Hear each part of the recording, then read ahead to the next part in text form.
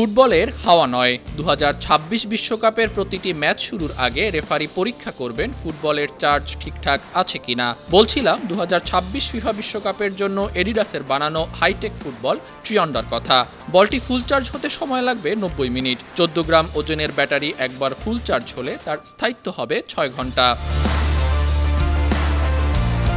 FIFA জানিয়েছে AI powered এই বিশেষ ফুটবলের মধ্যে থাকবে 500 হার্জ ক্ষমতার একটি সেন্সর, যা দিয়ে সেকেন্ডে 500 বার ডাটা পাঠানো সম্ভব হবে।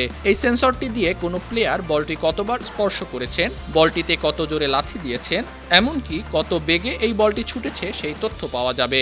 সবচেয়ে গুরুত্বপূর্ণ ভূমিকা রাখবে অফসাইড নির্ধারণে। বলটির ডাটা খুব দ্রুত ভিএআর সিস্টেমের কাছে চলে যাওয়ায় 3D ম্যাপিং করে আগের থেকে আরও দ্রুত ও নিখুঁতভাবে রেফারি অফসাইড কল দিতে পারবেন।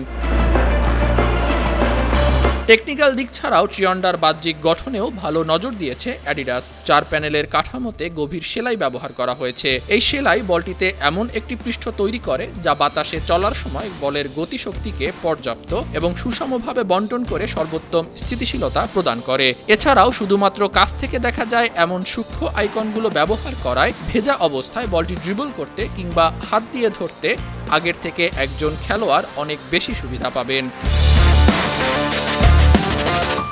স্প্যানিশ ভাষায় ট্রিয়ন্ডা নামটি অনুবাদ করলে দাঁড়ায় 3টি ঢেউ। আয়োজক 3 দেশকে সম্মান জানাতে ফিফা বলটির প্রাণবন্ত নকশায় লাল, সবুজ ও নীল রঙের ব্যবহার করেছে। বলের সাথে থাকা লাল ম্যাপেল পাতাটি কানাডা, সবুজ ঈগলটি মেক্সিকো এবং নীল রং ও তারাগুলো মার্কিন যুক্তরাষ্ট্রকে নির্দেশ করছে।